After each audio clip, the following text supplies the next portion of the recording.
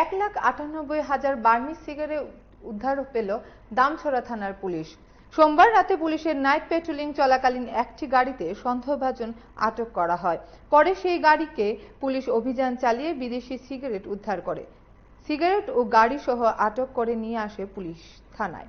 উদ্ধারকৃত Burmese সিগারেটের আনুমানিক বাজার মূল্য 30 লাখ টাকা হবে। পুলিশ মামলা নিয়ে ঘটনার তদন্ত শুরু করেছে বলে জানান ওসি সঞ্জয় মজুমদার।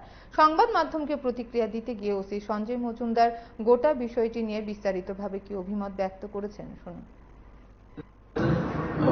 কাল রাতের বেলা আমাদের night mobile duty staff night mobile চলাকালীন আমাদের দামছড়া থানার অন্তর্গত গন্দিটিলাতে যখন নাইট মোবাইল করছিলেন তখন গন্দিটিলার রাস্তাতে জঙ্গলের পাশে একটি TR 05G0723 নম্বরের একটি ওয়াগনার গাড়ি দাঁড়া করানো দেখতে পেয়ে গাড়িটির মধ্যে সন্দেহজনকভাবে গাড়িটির মধ্যে তল্লাশি চালিয়ে গাড়ির মধ্যে টোটাল 19 কার্টুন এবং লুজ 40 প্যাকেটে মোট 1,98,000 মন্ড কোম্পানির বার্মিজ সিগারেট উদ্ধার করেন এবং সিজ করে থানাতে নিয়ে আসেন।